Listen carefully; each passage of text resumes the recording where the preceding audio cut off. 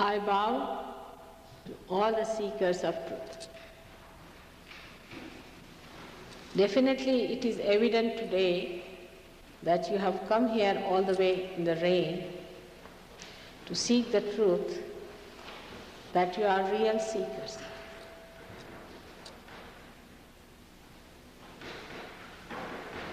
And the real seekers will find the real way.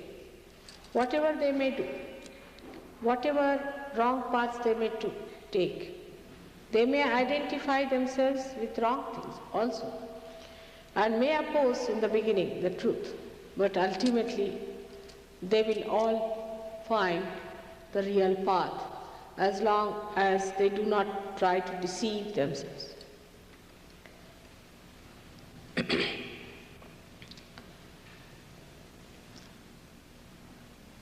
The awakening of the Kundalini is not a new thing as you people may be thinking. It has been done since 16th century back, where it is said Indra, the god king, was given realization. So you can imagine that is called as Chidendra, means the Indra was made a hole here. And there's a place where it was done in India. It's a very ancient thing, and at the time of Rama also, there was a fellow called Nachiketa who came to Rama's father-in-law, Janaka, and asked him if he could get his self-realization. And the father-in-law said that you can ask anything but not for your realization. He said, no, I don't want anything else but realization. And they say that he put him to test many a time for years, and then he was the first who got realization at the time of Sri Ram. It is very interesting that how this system of self-realization was kept more or less exclusive and rather secretive, because the people would like always to use this method to make some money out of it. That they would not respect the reality and would learn, say, about few chakras, Kundalini, this, that, few words, and start selling books or posing that they are born again and impressing others with it, and try to make some cults or some sort of groups, just forming into some falsehood. And that is the reason this was kept quite a secret. But on the right-hand side of the seeking, they tried to find out the ways and methods how to initiate the elements within us, the causal of elements. First to initiate the causal of the elements by which we could control the elements for our own purpose. This was one way where they called it as the yagya and all that. And that's how the Vedas were written. Veda means vida, means to know. These were written to say that you have to know. And at the very beginning of the Vedas it is written that after reading this book throughout, if you have not known the truth, it is of no use to you. The very first stanza says so. So the whole thing was done with that idea. And in the ancient country of India, they started working on the right side to know the subtle body or the subtle deities of all the elements so that they could master the elements. This was first idea. On the left-hand side, they started another kind of a search in believing that there is God and we have to ask the help of God. And they started praying first to primordial mother, because in every religion there is a place for the mother. There is no religion which does not believe in the primordial mother. You can say that at the time of Muhammad Sahib, he didn't talk much about it because the time was such. But his own daughter was an incarnation of the primordial mother, whose name was Fatima. And the two sons that were born to her are the sons who came on this earth also as Mahavira and Buddha. And they were born even earlier. Like that, they were born again and again as there's two elements as the disciples, as two disciples. And you can see if you read their life, their character, their behavior, you'll be surprised how these two characters have been born again and again in different times to suggest two personalities of two types who have been seeking God and who have been trying to understand God through their personality as disciples, and how they reached a conclusion after taking a kind of a position in life. Now, for example, Buddha preached that there should be complete non-violence, and also Mahavira said so, there should be non-violence. But they carried it to such an extent that Mahavira's disciples started saving the bugs. They would get some bugs from the village, put them in a hut, and put a Brahmin inside that. Fanaticism had reached that stage. And the bugs would eat or take out the blood of that poor Brahmin, and when they would be all filled with blood, then they would give money to this Brahmin. Such extreme vegetarianism or extreme type of ahimsa, or another type of Buddha's ahimsa that started, that Buddha was not the one who was a vegetarian, because he died. At the end, you know that he ate the meat of a boar which was not properly cooked. So this kind of extreme type of food oriented religion started out of them, so they got themselves born again as Hassan and Hussein. And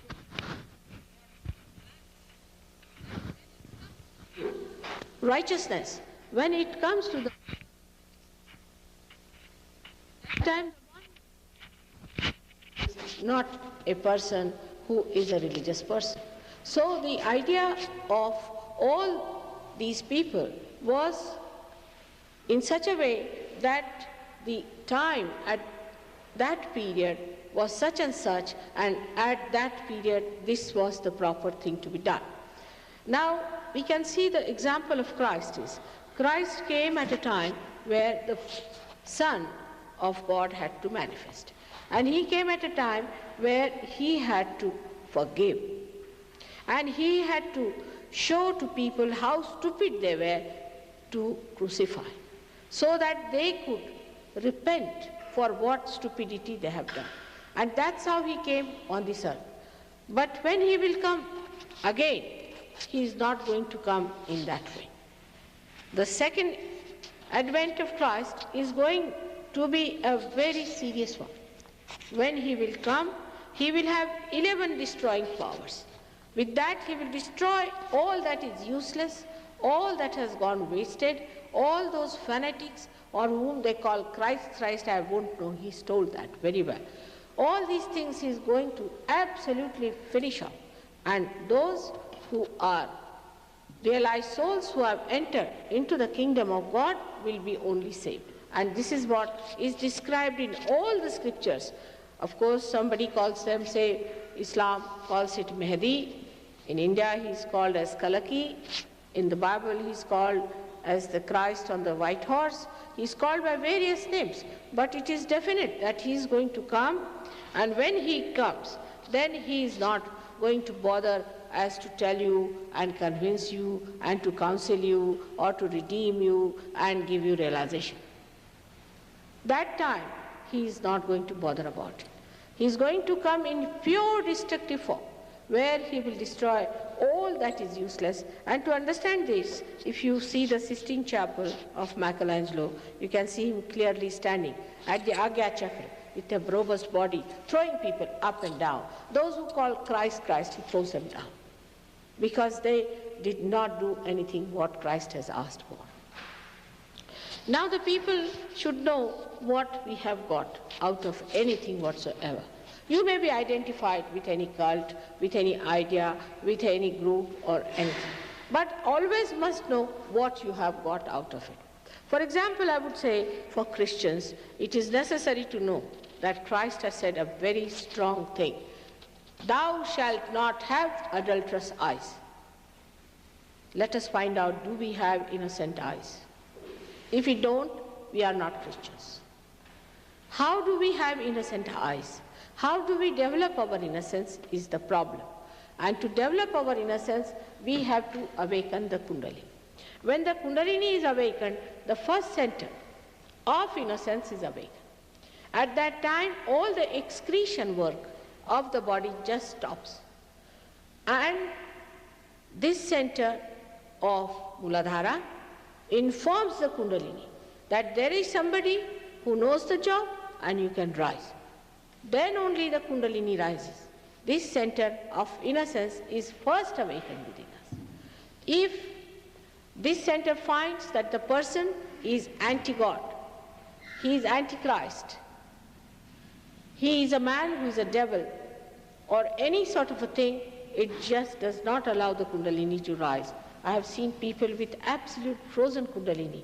I have seen people who have nothing to do with Kundalini. We can say they are just like devils, and they have no way that they can be realized. But 99% people in this world are excellent people, good people. And out of them, I think at least 30 to 40% people are seeking God. Not all. Some are seeking money, some are seeking power, and some are seeking some personal indulgences. But there are definitely true seekers on this earth, and these 30% people are, or 40% people are the most important people from the God's point of view. You might be anything. You might be having any organization. You might be having any position in life. You might be any great personality. Makes no difference to God. What is important is that are you seeking? If you knock, the door will be open, has been promised. But if you think you have already achieved it and that you are there, how can it be worked out? So one has to be humble about it and allow the Kundalini to rise in its own glory, giving you your real beauty. Now the thing we have to know that as the Kundalini ascends, we also start getting powers. The first power is that of innocence. Innocence has a power above all other powers. It's the most powerful thing. But in the human beings, it takes time for innocence to be awakened in the full way. It takes time. As a child, they have the innocence. And in childhood, if they get their awakening, that's the best thing that can happen to human beings, that in childhood only they get the realization. But as soon as you start growing, your attention starts going either to the left or to the right. You start indulging into all kinds of things as far as your sex is concerned, as far as your seeking is concerned, and you then jump on to some sort of a wrong thing which you should not have done. And that's how the first center gets lost. An innocent person is looked after by angels. Such a person has no fear of anything. He is not bothered. He is never violent. He is never hasty. He is never in a temper. He is so peaceful, and he knows that what he is doing is the right thing. Such a person stands by righteousness. Like you can see in the life of Christ, is a very good example. That very Mary Magdalene was stoned by people. He stood up and he said, among you who has done no sin can throw the stone at her. Actually, Christ had nothing to do with a prostitute.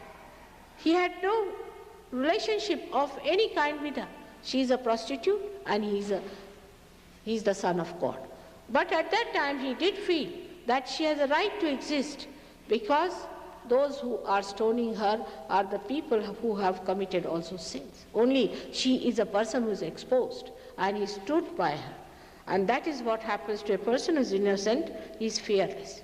He has no fear of anything, because he knows that he stands on truth and on innocence. Such a person also has a capacity to bear up lots of nonsense, to laugh at lots of tortures and troubles people bestow upon him. And the greatest thing of innocence is that it gives you discretion. Such a person is immensely discreet. He's so wise.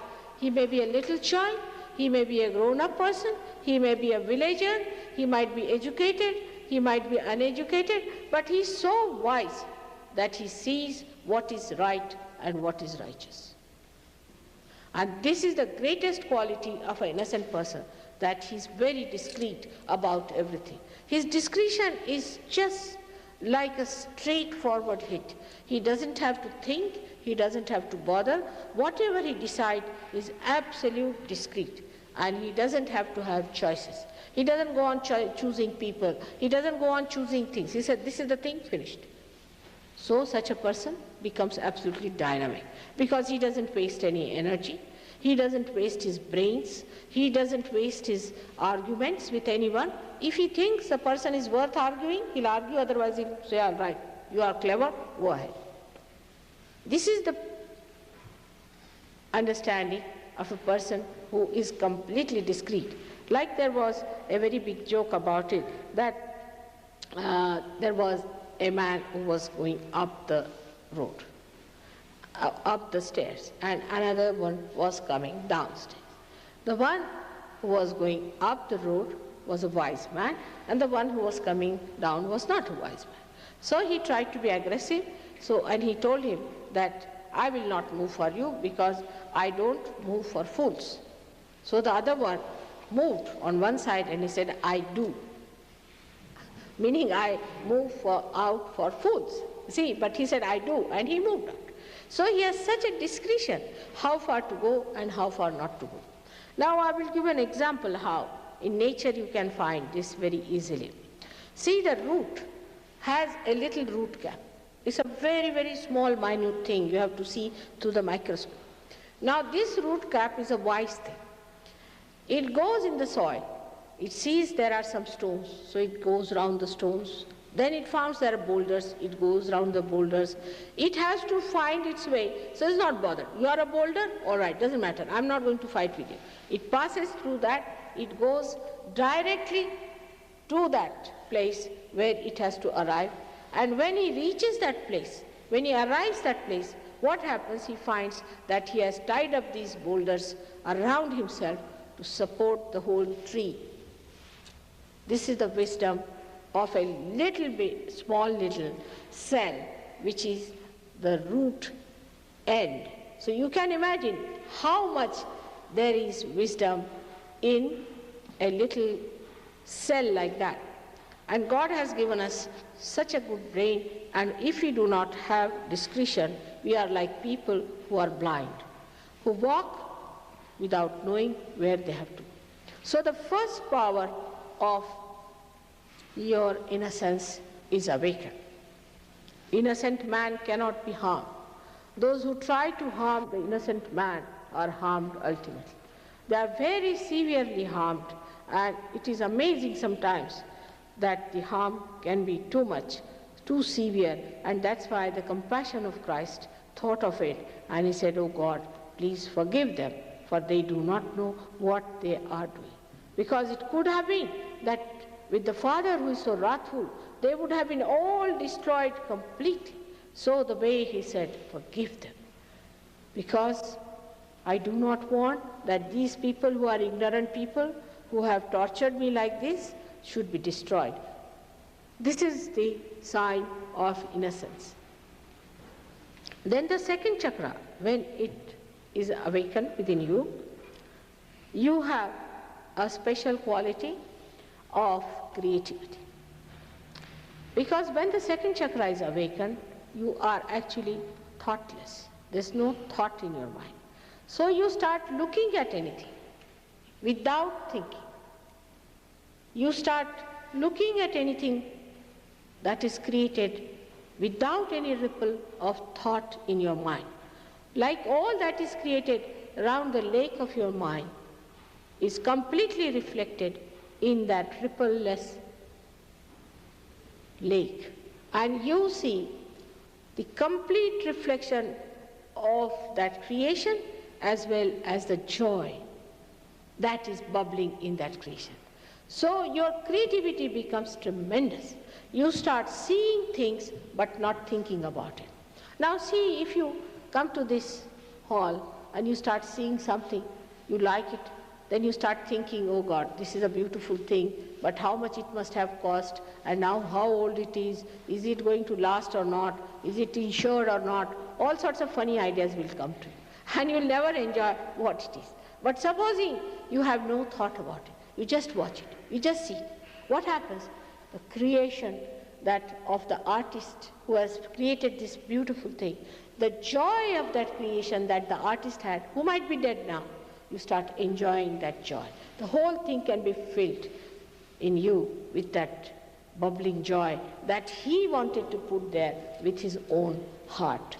And that's what happens because there is no thought. So the creativity becomes tremendous. But it's not only that the creativity is tremendous, but your techniques. For example, a musician can become a tremendous musician. People who have never done any work can become extremely powerful.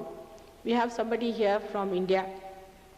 The other day he was telling people, because he gave one of the lectures, that I had never seen what is wood is. I did not know what was teak, what was other wood and all that. And he had no job when he came to me. And he said, now after realization, what job should I take? I said, you take to interior decoration. And he got a shock. He said, I don't know what wood is. How am I to take interior decoration? I said, you can start feeling the vibrations. You just do it on the basis of vibrations. And he did it, and he made a big money out of it. Because as I told you the other day, whatever is absolutely beautiful you think has nothing in it but has vibrations. It has a coefficient which gives you vibrations. Like Mona Lisa now. We like her Mona Lisa. According to modern standards, she cannot be a beauty because she was a very plump lady, an elderly lady. But today also if you go there, you cannot see her painting. It's so crowded. Everybody is anxious to see Mona Lisa. And if you go and feel the vibrations from distance, you will get vibrations from. Because the coefficients of her body, face and everything is made so well that you get the vibrations. Now people are very anxious to create new ideas, new type of things and this, but these things do not sell. And even if they sell temporarily, they have no eternal values. So the people with this chakra, enlightened, start creating things of very eternal values, of universal values. Anywhere you take such a thing, you take it to India, you take it to China, you take it to Japan, or you take it to America, anywhere, any human being who sees that, sees the beauty of the spirit, because it gives you joy in your spirit. So the pure art is produced through. That's the purity, or I would say the holy art is produced through. When you start producing that holy art, then you should believe that you have got an enlightenment on that chakra. This chakra has another capacity to transform your fat for the use of your brain. And it works very hard for that when you start thinking too much. And by that overthinking, what happens that you develop all the diseases of the organs which it has to look after.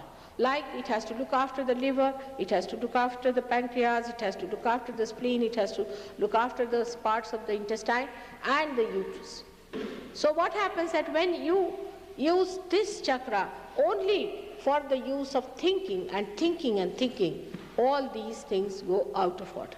And one by one, you start developing diseases like diabetes, and then you start developing diseases of the stomach, and sometimes the spleen, and all other diseases which are very dangerous, that as you can call the blood cancer and all those things, out of this kind of mad thinking. Now, to tell you that you shouldn't think too much, you shouldn't bother too much, you should not be wobbly, you should take things easy, be light-hearted is not possible in the modern times because we are slave of the watch. But what happens? That when you get realization, your thinking process becomes regulated. You only think when you have to think. You just go on thinking like horns coming out. You don't think like that. You only think when you have to think. And whatever you think comes from you, inspiration as such. Now for time, you see, my watch is always out of order. I deliberately keep it out of order because the time is in your hand. Supposing these people will hurry me up too much. Mother, we have to go now, we'll miss the plane, this thing, that thing. I said, all right. If you say, I'll go. I go to the airport and there they find the plane is 3 hours late. Then they said, Mother, why didn't you tell us? I said, I was telling you, no need to hurry up. Why didn't you telephone and find out? If you had telephoned, we would not have been there earlier. So, you see, you start seeing that this time is best for this time is best for that. You don't have to become a slave of the watch. Like this, people become such slaves that they arrive at a point where there can be some sort of a wrong thing happening, or maybe that you reach the place and you have to wait for 4 hours. You have to do all kinds of arrangements to make yourself comfortable. Or sometimes it so happens that you quarrel with your wife, quarrel with your husband, quarrel with your children. Oh, we are getting late, we have to be on the time. All this madness comes to people because they have not got their realization. Once you get realization, you station down. You are very much at ease with yourself. You don't hurry others and you don't trouble others. Like small things, how much we trouble by our worries. You see, human beings will go on saying, I am worried. But what's the use of worrying? Now, if I tell you don't worry, you cannot stop it. But once the hole is made here, which we call the Brahmarandra is open, then there's a hole out of which the worry comes out. And then you just cannot worry. Even if you want to worry, you won't worry. Because somehow or other, you go beyond that nonsense of worry. In any way, mentally, I cannot convince you that you don't worry. But once you get realization, you will be amazed. You will be just enjoying yourself. Even if you are late, you are not going to bother about or trouble others. And you will find that you will be always in time for things, because there is a force. This all-pervading power of God looks after you. You start believing in it, how it works out. You won't believe how much it helps, how much it works out, how it can operate. It is beyond description. I mean, I'll tell you a story which you won't believe. Did I tell them yesterday about the boy who fainted? No. A story about myself, and then a story about Warren. I can tell you. It's in the newspaper, so you can believe it. I was giving a lecture in Bedford, and that was from 7 to 10. And about 8 o'clock, a boy fell down somewhere, about, 10, 15 miles from a bridge. Very deep down, he fell down from his motorbike. And they sent for an ambulance. They got frightened. They thought this boy must be dead. She fall down to this extent. So the ambulance came in, and when the ambulance came in, this boy just walked up, and he came up and he sat in the ambulance. So they said, how are you? He said, I'm all right, nothing wrong with me. So he said, but nothing happened to you? He said, no, I broke lots of things. But a lady came in a white clothes, in a white Mercedes, that's my car, and she walked down up to me and she cured me. And only she left the lower portion of my bone, and she said that you come for this to me. And the rest is I'm perfectly all right, see. They couldn't believe it, you see. And the police was there and everybody was there. And then next day he saw my photograph in the newspaper, and he informed them. He informed the police, this is the lady who came and cured me. So they telephoned our people and asked them, did she pass this way that day? They said, that time she was just giving lecture before 600 people. She was not there. So they were quite amazed how it has happened. But it can happen. It's nothing new. I mean, it has happened many a times, but one of these that has appeared in the newspaper is like that. Now, how does this happen? God has got wonderful television also. Perfect.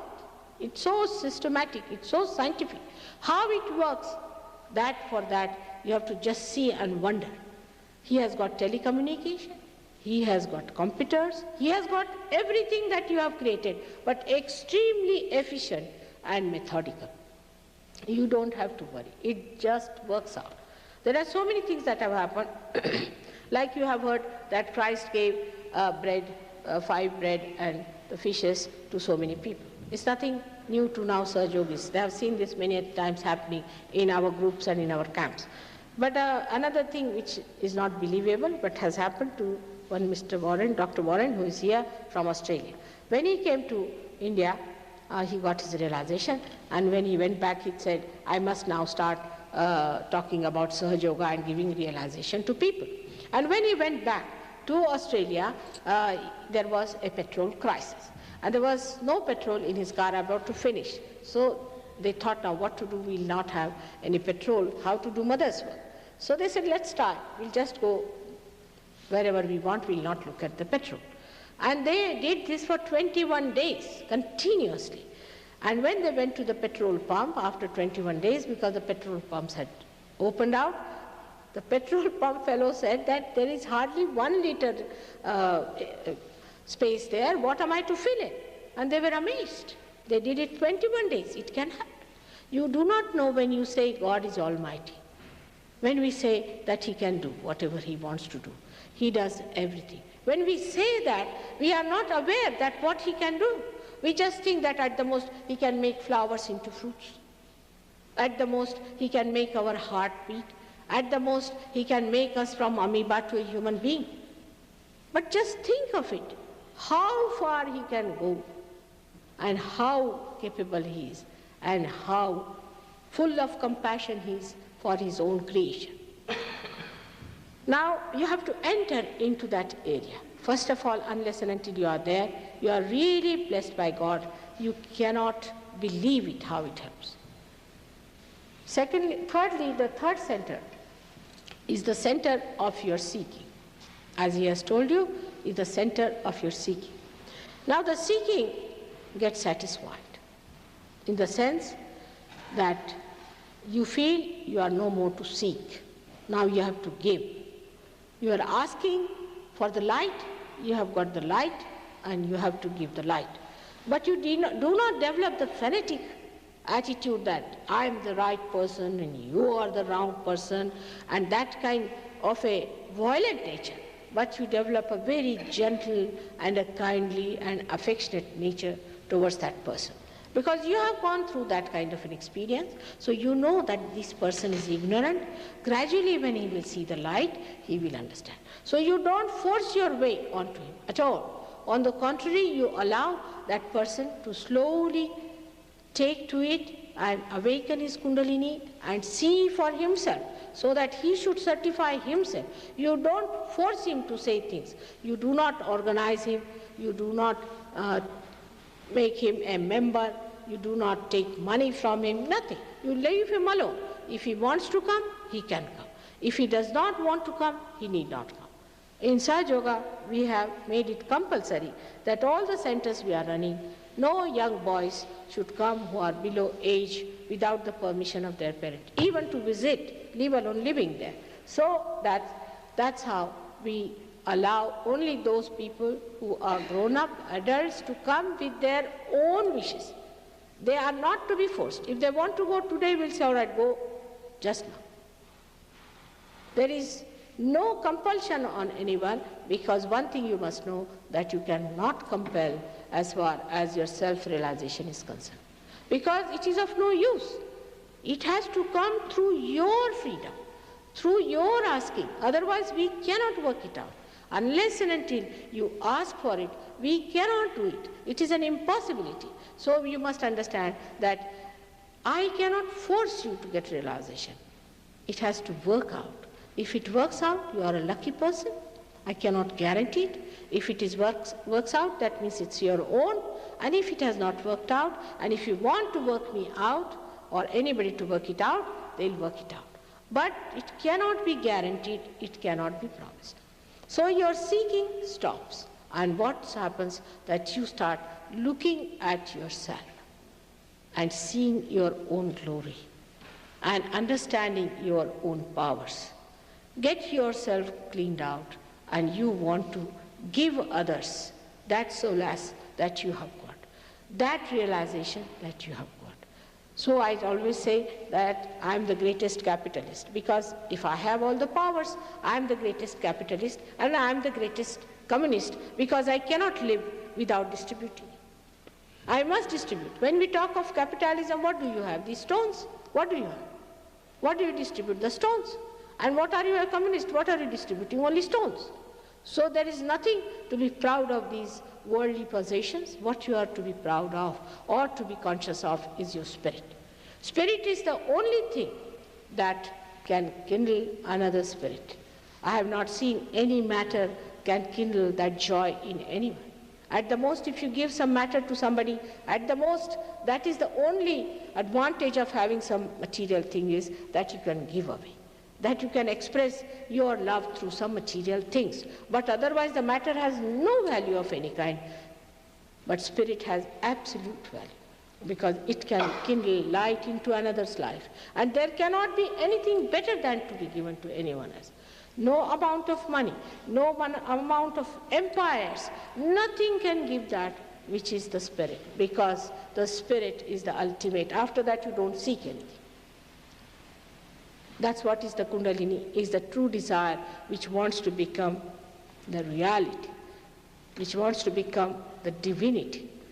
To get divinity within you is the highest thing, and that's what, once you get, you don't want anything else. So the seeking starts improving. Around the seeking are the 10 commandments, we can say, or the 10 primordial masters. There are many others, but the primordial master, the 10, who came on this earth one after another to teach us how to balance ourselves. After realization, I have seen people automatically balance. I don't tell them anything about 10 commandments. I don't say don't. I never say. I said you get your realization. Once they get realization, they just start behaving in such a manner that is extremely righteous, extremely balanced, extremely holy. Such a person becomes immediately rid of all the horrible habits they have, all the enslavement of passion and lust and greed. Everything drops out just like that. And like a beautiful lotus, they come out of that maya, that darkness, into light. And then in the light, they see it so clearly that this is not the thing that I can have. This is not the thing that I can wear. And immediately they give it up. That's how you become a new personality. This religion is born within you. Now we talk of religion, this religion, that religion, that religion. Everybody is talking of different religions and dogmas and this and that, and only fighting everywhere you go. They are fighting among each other. It's still going on. It's endless. They are all fighting morning till evening. Then I have seen also some people who try to unite religions, and there also they have nothing but all the devils put together. All devils joined together to unite. There's nothing of reality in them. So the people are puzzled. What is happening to religion? These organized religions also can be very dangerous. They can put you into such norms that you can really get absolutely brainwashed. And you start believing that what you are doing is correct, without understanding why are you doing it. Most of the things tell you this is a mystery, that is a mystery. Then what are you doing there? If it's a mystery, it is better you give up. But they'll just brand you that this is mystery, that is mystery, you have to accept. But what is the advantage of that kind of a life? Nobody wants to see.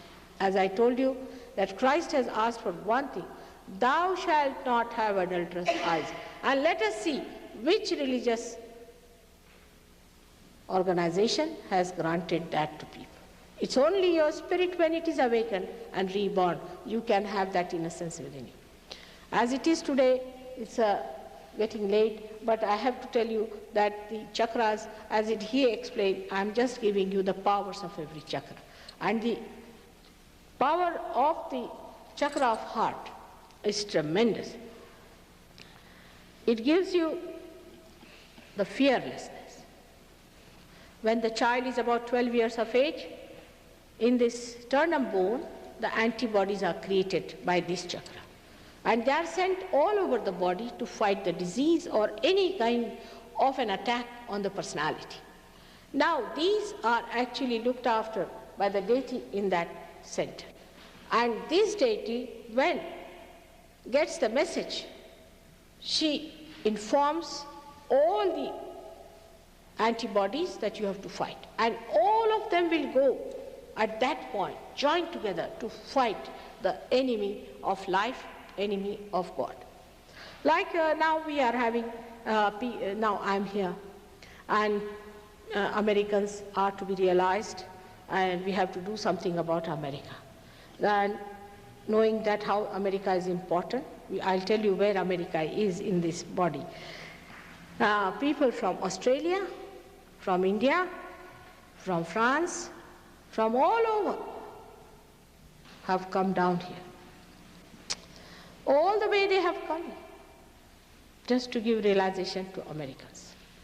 All of them, I never forced anybody, I never asked anybody, they just came forward, Mother, we are going to go with you and we are going to do this great work of realization to people of America who are seekers. They all have come on their own, spending their own money, and they are doing this work with me. So you can imagine what a great attraction it must be. What a great attachment it must be for the seekers of America, that they have come all the way. They are all people on big jobs. Some is a doctor, another is an architect, another is this. All of them sacrificing their money, everything, time, have come down here to be with me for these 2 months to work for America. From all over. We have some people who are actresses in the English drama, or some are directors and things like that. They all have come here. In your Boston, we have at least, I think, 10 people from 10 countries. So you can imagine how is the whole attention, the priority. This is the important thing. They must get realization. They do not get any money out of it. They do not get any reward out of it.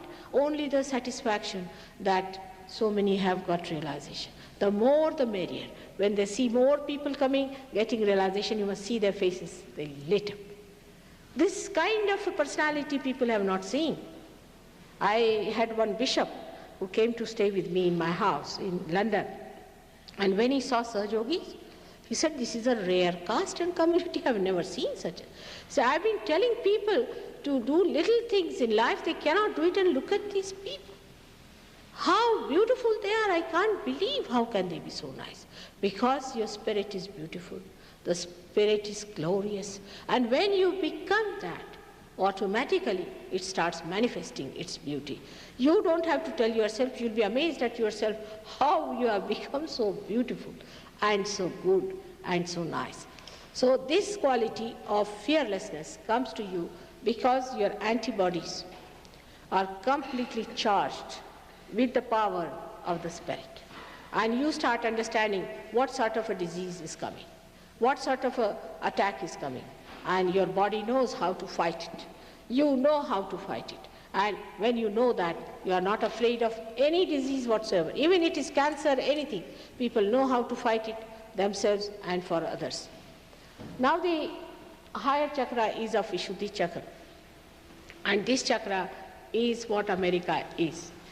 In the universe, this is the chakra, Vishuddhi chakra is what America represents. Because America has a responsibility. This center has the responsibility. When they raised the head, human beings, then the center developed the responsibility to be human beings. And the responsibility of spirituality lies on the shoulder of Americans. You had great people like Abraham Lincoln, very great people here professing about freedom of your country and big ideal things. But to my dismay, I find, where are those gone? Where are those people who will take the responsibility of spirituality? They are lost with fake gurus, they are lost with cults, they are lost with all kinds of things. And where are they? It's such a sad thing that the responsibility which was on the shoulder of Americans has been not properly tackled at all.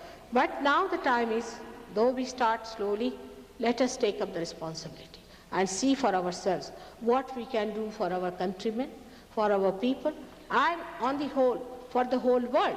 You can do a lot because that is your speciality, that is your job which has to be done. Now this chakra gives you the power to be the witness. First power you get, that you become the witness. Witness of everything. The whole thing becomes like a drama. Like you are in the water and then you suddenly come in a boat and you start seeing the play of all these waves. You are no more afraid. You just start seeing it as a drama. You become a witness. The second thing that happens to you with this, that you become collectively conscious. Your hands, if this chakra is good, start feeling the cool breeze, start feeling the chakras of yourself and chakras of other people. With your hands, you can cure people. With your hands, you can raise the kundalini. With your hands, you can give realization. These hands become powerful things. Even the movement of these hands has a meaning. Everything has a meaning. Whatever it does, little fingers, they all have a meaning, and because they get enlightened. Muhammad Sahib has said very clearly, at the time of resurrection, your hands will speak. Now, if you talk to any Muslims, they will say, we have never heard of resurrection day. While in the Quran, if you see, most of it is dealt with resurrection day, and the doomsday is very little. But people will talk about the doomsday because they can frighten others with that and have their own cults and own things. But actually the resurrection day is the most important thing, and for which Muhammad Sahib has clearly said the future. He didn't say that I'm the last, now nothing is going to happen. He said at the time of resurrection, your hands will speak. And that's exactly what happens, that you start feeling others on your fingertips.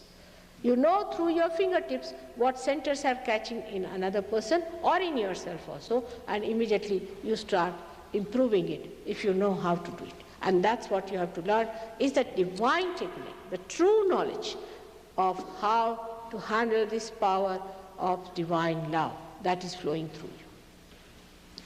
So this center is very important, I think, for Americans. It has one side by which people are aggressive.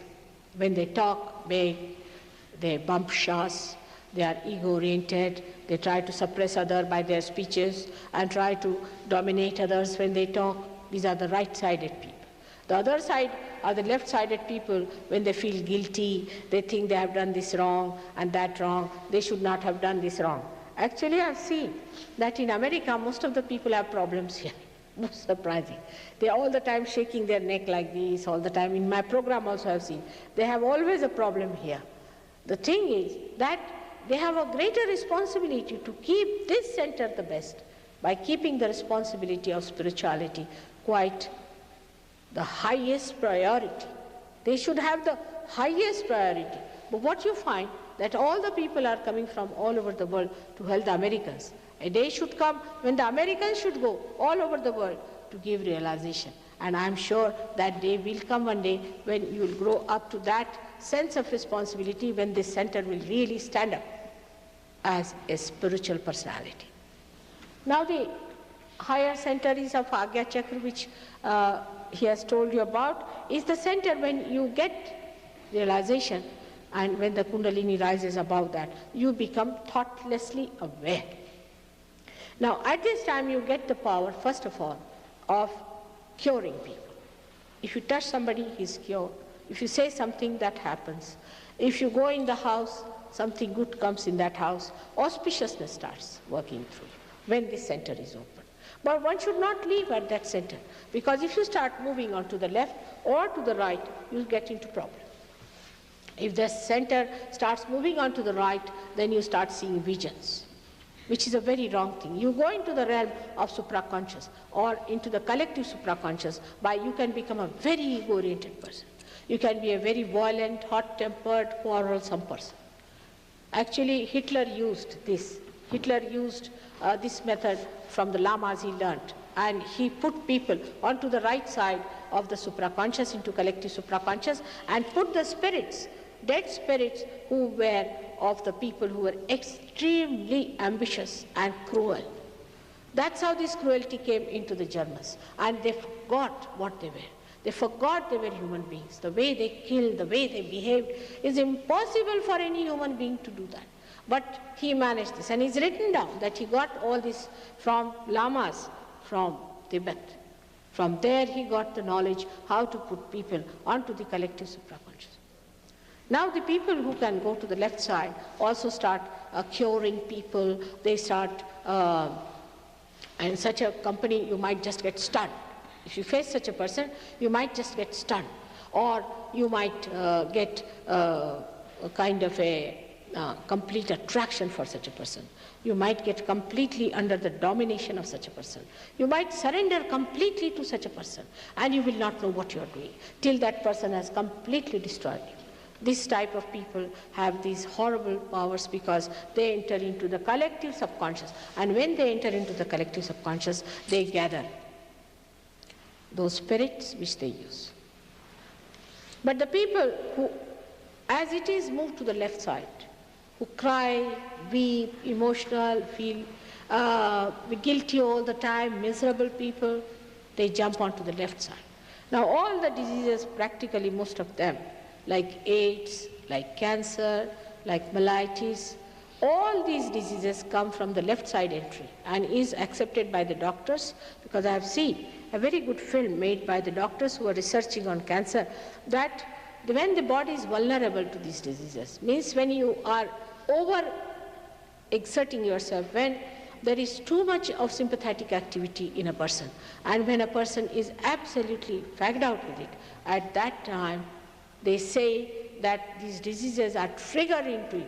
That somebody triggers it. And what is this they call is the protein 52 and protein 58 and all these names they give, because doctors don't know that they are dead spirits. And these are the things, when they enter into you, then they trigger it.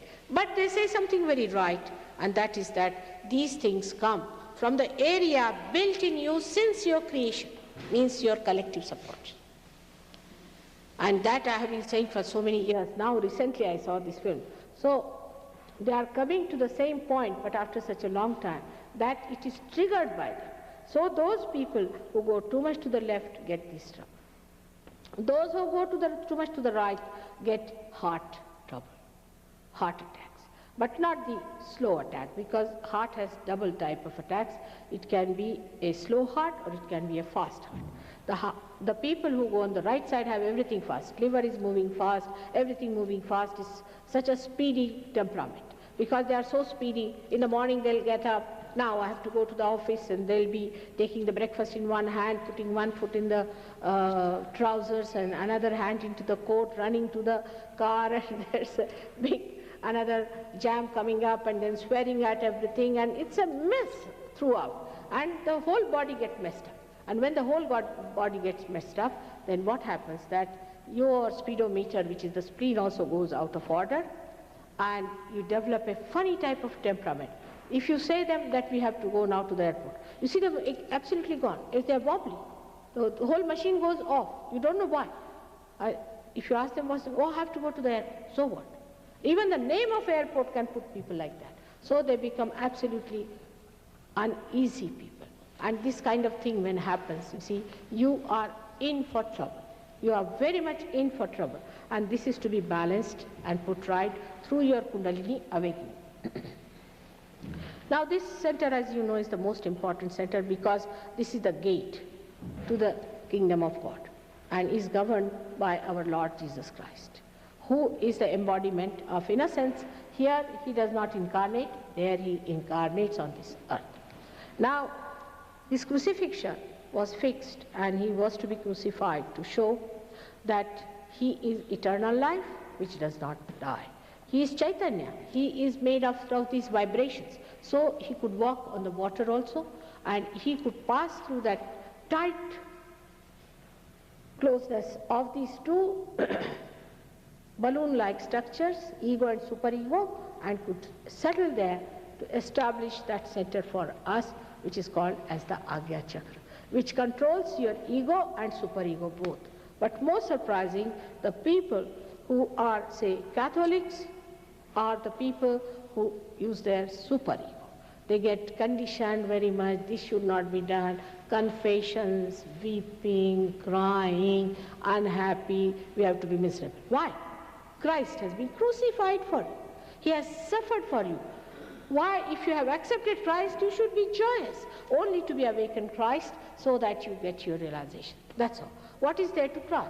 If they are, say, Protestants and all that, I took my birth in Protestant religion, and many Hindus and Muslims ask me, Mother, why did you take your birth in Protestant religion? So I said they are very sophisticated fanatics. because they rationalize everything. They rationalize God, they rationalize every dogma, everything. It's such a thinking going on there.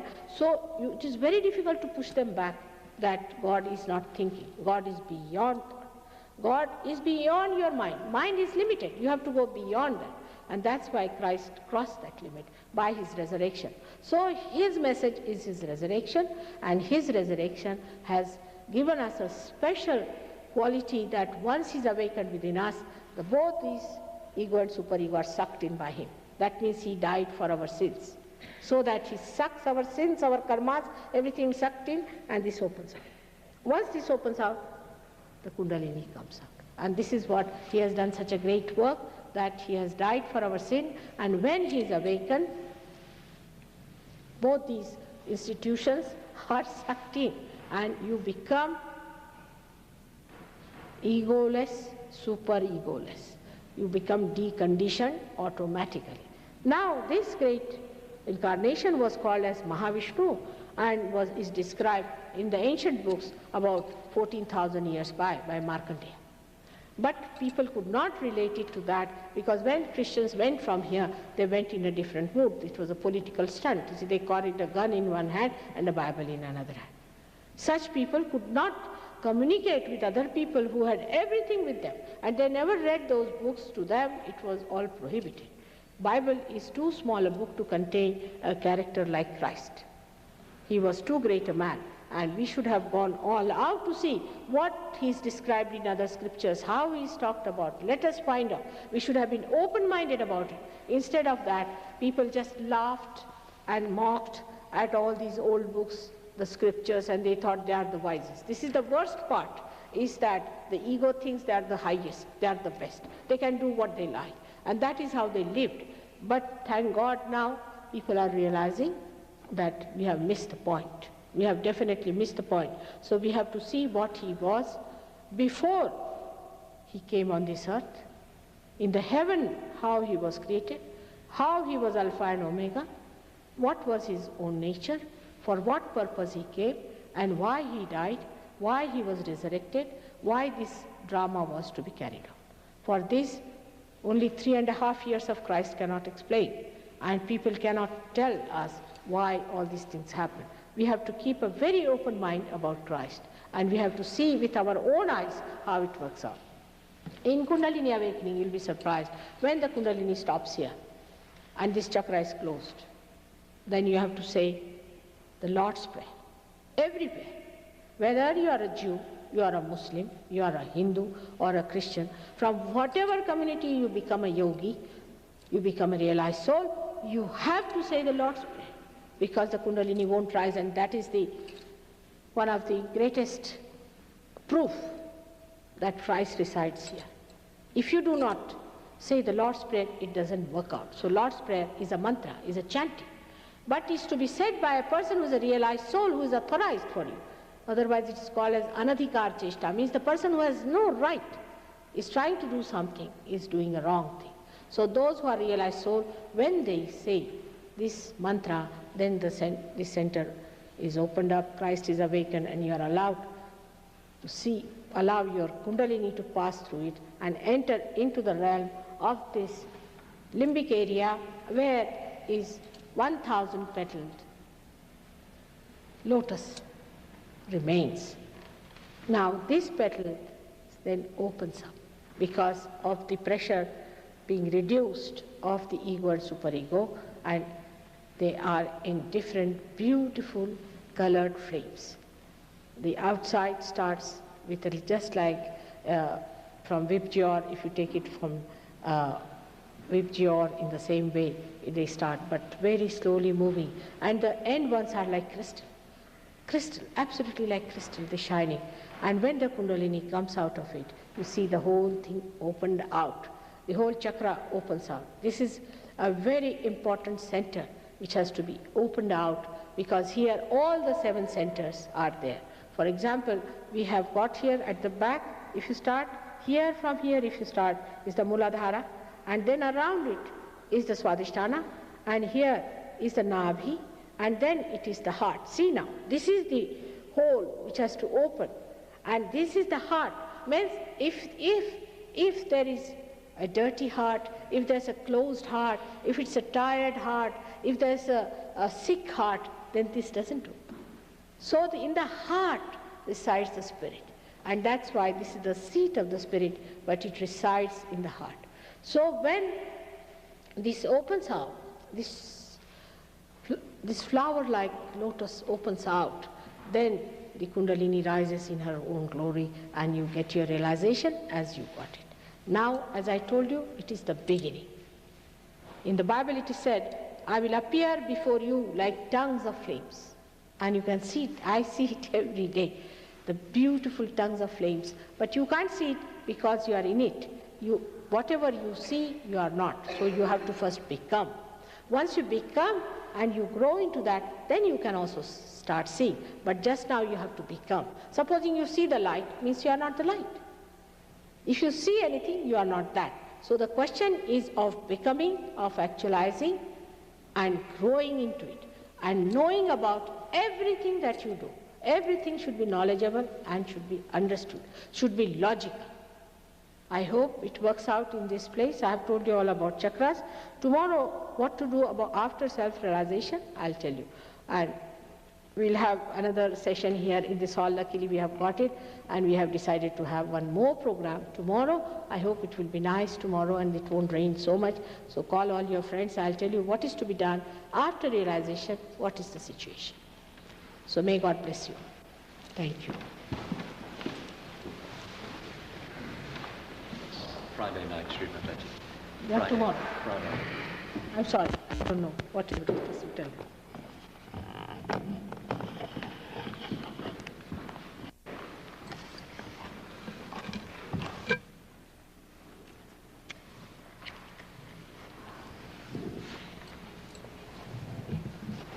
Like yesterday what we did, we'll do it again today. And it will work out, I'm sure. Like yesterday, we have to put our hands on our lap, just like this, in a very comfortable manner. First of all, you must sit comfortably. There should be no discomfort, and that will distract you. So just sit very comfortably. And everyone should do it. There's nothing special or anything, but you must try to do it and achieve it, because it's not proper not to do it. When there's a chance, you must do it, and it won't be good for others also if you don't want to do it. It's nothing too much for you to do. It's very simple. So put your left hand towards me like this, and the right hand you have to use, because left hand is the power of desire and the right hand is the power of action.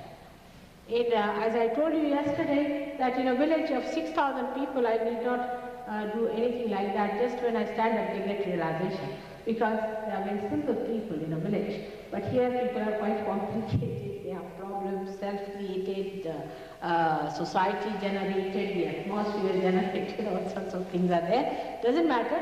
So we have to little bit nourish our different centers, which is a very easy thing to do. And as I told you, try to follow it. Now you have to close your eyes and not to open your eyes because of the Agya. That's very important. Because if your eyes are open, I find it difficult to raise your Kundalini.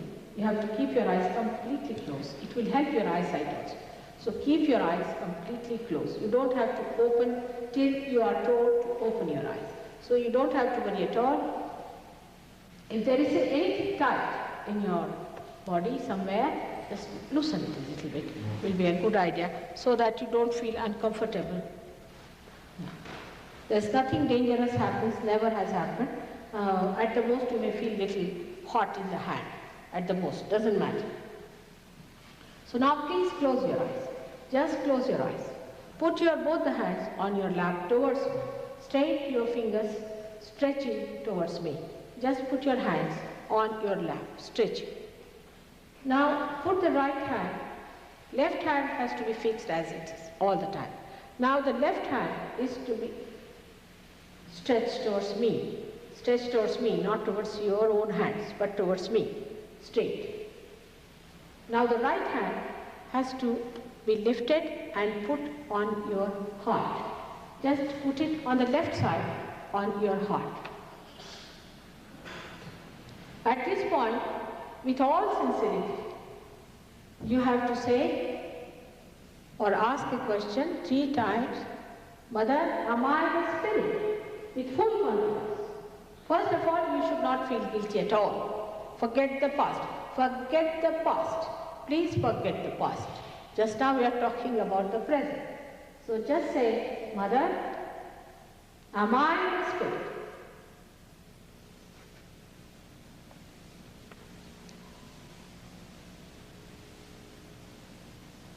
Three times. With full confidence. Ask question.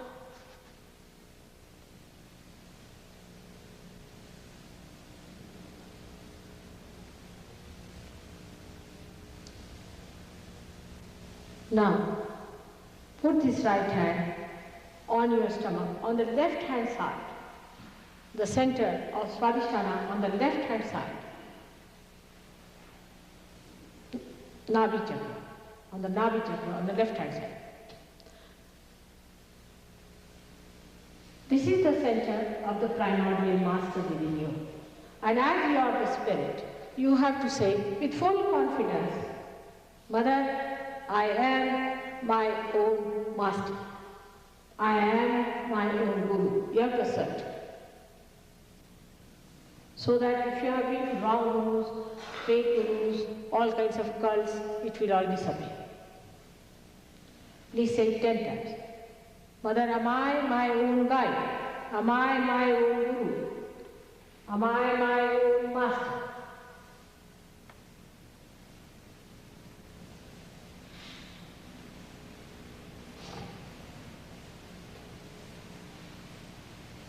Don't feel guilty. Please don't feel guilty. Don't feel guilty.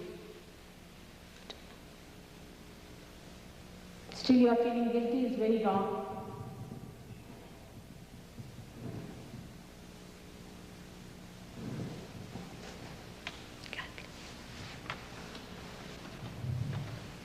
Now, put this right hand down below on the stomach. Down below on the stomach is the Swadhisthana on the left hand side. At this point, you have to say, Mother, make me the master of the divine art or divinity. Mother, I want to be the master of divinity. This is the center of the mastery of divinity.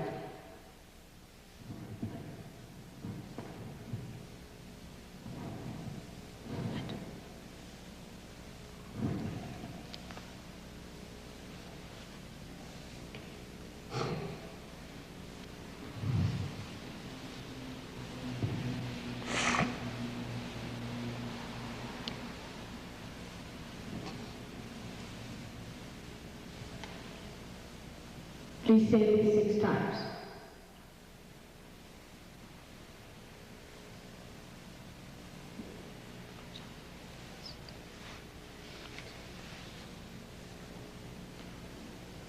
Raise this hand again onto the heart.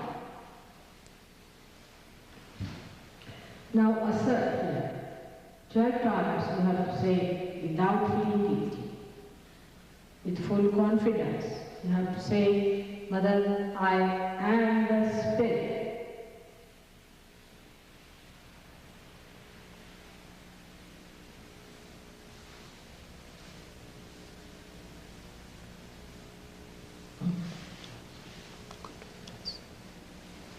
Should be.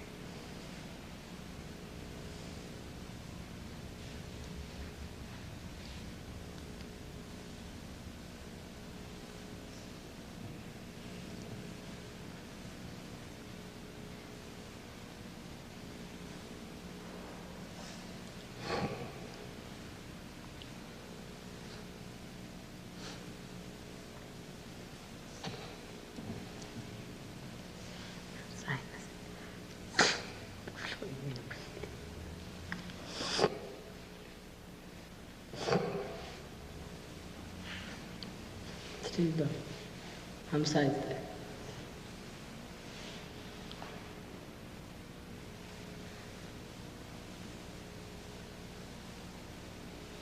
Now please put this right hand on the neck. Please Please put your neck straight. Don't push it back too much. On the neck, on the left hand side, near the shoulder, just put it there and press it hard. At this point, you have to say, Mother, I am not weak. Please say it. Mother, I am not weak. 16 times. You have to say, Mother, I am not weak.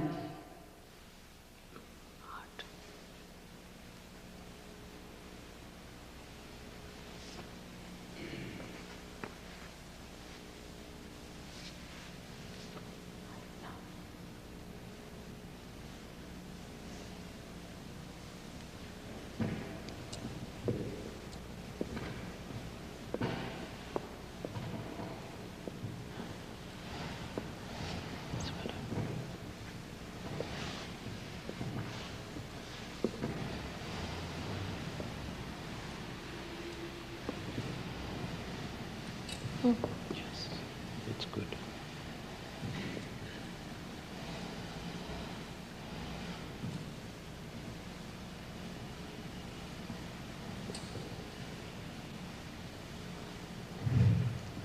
Now raise this hand higher onto your forehead across, on your forehead across. At this point, you have to say, Mother, I forgive everyone.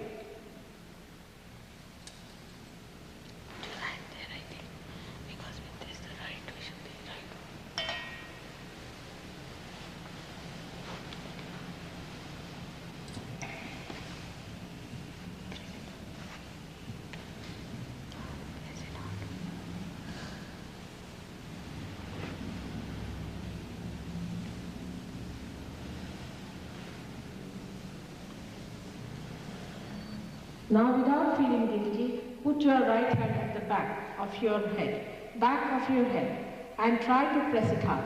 Back of your head, just above, yeah, back of your head. Now try to put it. Pull the head and push the head backwards and pull with your hand. At this point, you have to say without feeling guilty. 100 times I say without feeling guilty. You have to say, Oh Lord, please forgive me if I have done anything wrong. Again you feel guilty. Don't feel guilty. Please don't feel guilty. Yes, it's last.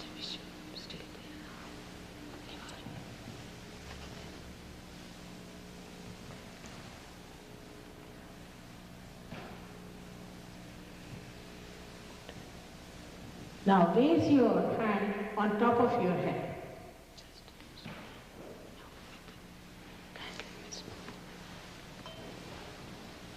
Now press it hard in the center of it with your palm.